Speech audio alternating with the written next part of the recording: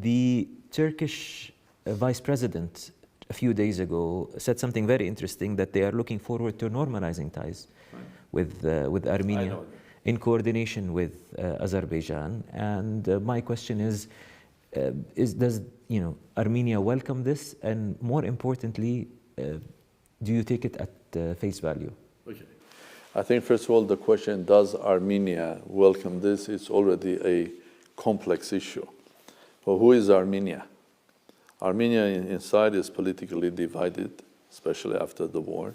As you can imagine, every state, when you have a war and you lose the war, there are so much tensions. Then it's not homogeneous in its behavior. And then I will never take the sort of an action saying that I'm speaking on behalf of Armenia. First of all, I'm the president of a parliamentary republic. I'm the head of state, but I'm not executive. Who runs the current affairs is the government. And it's the government that has to answer to the Turkish side and the offer. And basically, if they decide that they are happy to go ahead with that, that's fine, okay? And then if they start the negotiations, it's their business. But eventually, any agreement which is basically achieved or created should go through a process. Even in Turkey, but specifically in Armenia, it has to go the formal process of being brought to the Parliament of the Republic, because we are a parliamentary republic. There should be public debate on this, be that on the level of NGOs or analysts or just people. And of course, any form of agreement, everything which will be supported by the Parliament as well, will eventually come to my table.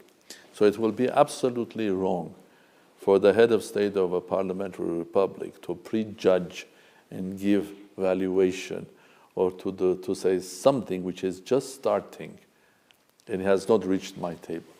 The moment it comes and reaches my table, you will hear my voice.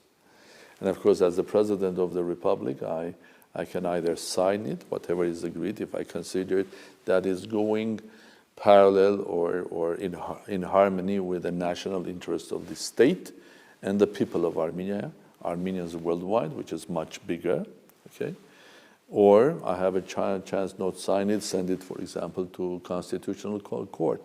So the top lawyers should discuss this issue and give me advice. Pakistan seems to have a very close relation with Azerbaijan and Turkey on your border. How does that affect your... badly. Non-existent? No, badly, because again, with Pakistan, we don't have diplomatic relations. To be honest, I'm trying to build them. Because I don't come from the concept that if somebody supports my competitor or the enemy, I shouldn't talk to him. No. I think one of the reasons that Pakistan is closer to Azerbaijan, doesn't have any relations with us, we have our role there, a negative role, what's happening. The moment you build relations, diplomatic relations with Pakistan, having connections, exchanges, maybe their position towards the Caucasus will be a bit different.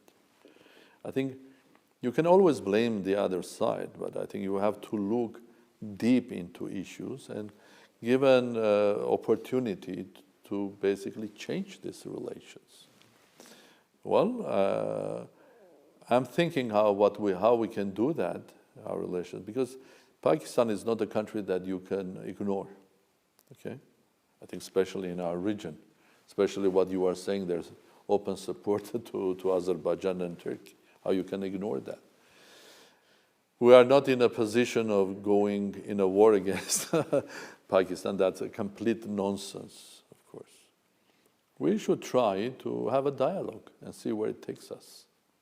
And I don't see any, again, contradiction between having a dialogue with Pakistan and our deep and good relations with India.